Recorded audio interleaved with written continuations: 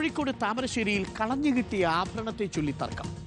ഇടയ്ക്ക് ഒരു സിനിമ ഇറങ്ങിയിരുന്നു, വളയെന്നോ മറ്റുമായിരുന്നു ആ സിനിമയുടെ പേര്.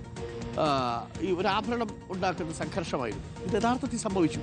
കളഞ്ഞു കിട്ടിയ ആഭരണത്തെ ചൊല്ലിയാടി ചായക്കടയിലുണ്ടായ സംഘർഷത്തിൽ ജീവനക്കാരന് പരിക്കേറ്റു. വല്ലവന്റെ സ്വർണത്തിന് നാട്ടുകാരെന്തിനാണ് അടിയൂടുന്നതെന്ന് എനിക്ക് എത്ര ആലോചിച്ചിട്ട് മനസ്സിലാവുന്നില്ല. ഉടമയെ തിരിച്ചേൽപ്പിക്കാൻ ചായക്കടയിൽ നൽകിയ ആഭരണം ജീവനക്കാരൻ കൈക്കലാക്കി എന്ന് ആരോപിച്ചായിരുന്നു തർക്കം.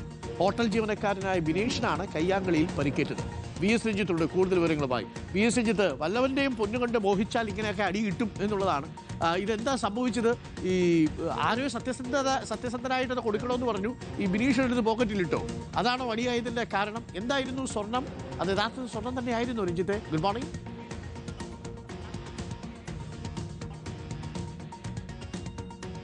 ഡോക്ടർ അരുൺകുമാർ, ചില സംഘർഷങ്ങൾ കാണുമ്പോൾ നമുക്ക് തോന്നും ഒരു കഥയുമില്ല എന്ന്. പക്ഷേ ഈ സംഘർഷത്തിന് പിന്നിലൊരു കഥയുണ്ട് എന്നുള്ളതാണ്.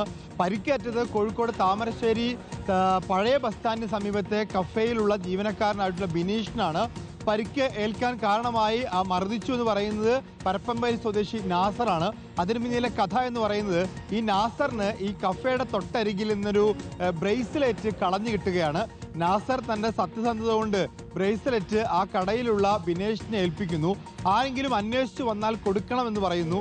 നാസർ ഇടയ്ക്കിടയ്ക്ക് ഈ ഹോട്ടലിൽ വന്നിട്ട് ആ ആള് തിരിച്ചെത്തിയോ, അല്ല ബ്രേസ്ലെറ്റ് കൊടുത്തോ എന്നൊക്കെ ചോദിക്കും. അപ്പൊ ബിനേഷ് പറയും കൊടുത്തു, അല്ല കൊടുക്കാം, വന്നിട്ടില്ല, കൊടുക്കാമെന്ന് പറയും.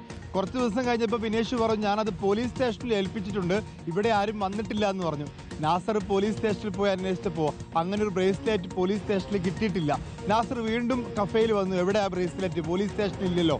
അപ്പോൾ ബിനീഷ് പറഞ്ഞു, അത് മുക്കുവണ്ടമാണ്, അതുകൊണ്ട് ഞാൻ കളഞ്ഞു എന്ന് പറഞ്ഞു. അതൊരു വിശ്വാസയോഗ്യമായ മറുപടി അല്ലാത്തതുകൊണ്ട് ഇന്നലെ രാത്രി ബിനീഷും നാസറും തമ്മിൽ അതിനെത്തൊല്ലി തർക്കമായി. ബിനീഷിനെ നാസർ ഒന്ന് പൊട്ടിച്ചു എന്നാണ് കേൾക്കുന്നത്. ബിനീഷ് നന്നായിട്ട് പരിക്കേറ്റിട്ടുണ്ട്. ഈ കഥയിൽ യാഥാർത്ഥ്യം എന്താണെന്ന് അറിയില്ല. ഏതായാലും ബ്രേസ്ലെറ്റ് അവിടെ നിന്ന് കളഞ്ഞു കിട്ടിയിട്ടുണ്ട്. അത് മുക്കുമണ്ഡമാണ് എന്നുള്ള ബിനീഷിന്റെ വാദം നാസർ ഇതുവരെ അംഗീകരിച്ചിട്ടില്ല.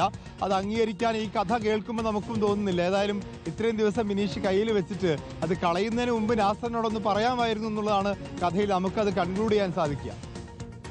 Okay, thank U.